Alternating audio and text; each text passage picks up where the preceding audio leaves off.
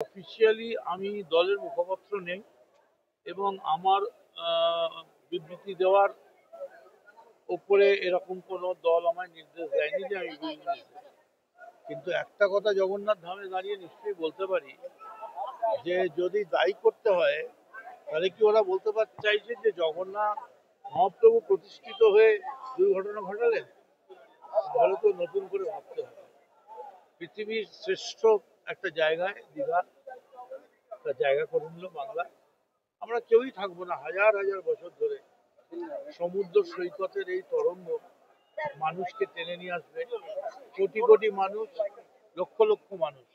শুধু এইটুকুনি বলবো, সবকিছুর মধ্যে যারা ষড়যন্ত্র দেখছেন তাদের কাছে বলবো খুব সাবধান। জগন্নাথ মহাপ্রভু কিন্তু বড্ড বড় ব্যাপার, খুব সাবধান। জগন্নাথকে নিয়ে খেলার চেষ্টা করবেন। সরকারি টাকায় ফুর্তি হচ্ছে, সেটা তো হাজার বছর বাদে যখন পূর্তি অনুষ্ঠান হবে তখন বোঝা যাবে। সরকারি টাকায় হচ্ছে ফুর্তি হচ্ছে কিনা তার সাক্ষী লক্ষ লক্ষ মানুষ।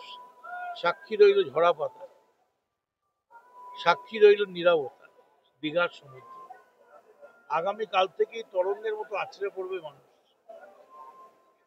আসলে মমতা বন্দ্যোপাধ্যায় যাই করুন না কেন, বিরোধীদের সেটা সহ্য হয় না। এই কারণে মমতা যা পারে আর কেউ তা পারে না।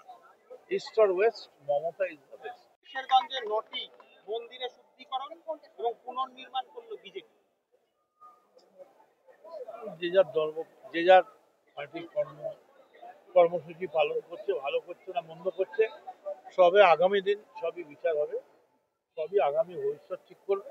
আমরা এইটুকুনি জানি, জগন্নাথ স্বামী নয়ন পথগামী ভব তুমে। আমরা এসছি জগন্নাথ দেবের পূজায় এবং এ ব্যাপারে আমি যা দেখেছি ঘুরে দুদিনে, তাতে লক্ষ লক্ষ মানুষ, তাদের খালি একটাই আওয়াজ, কবে খুলবে দরজা, আমরা দর্শন চাই।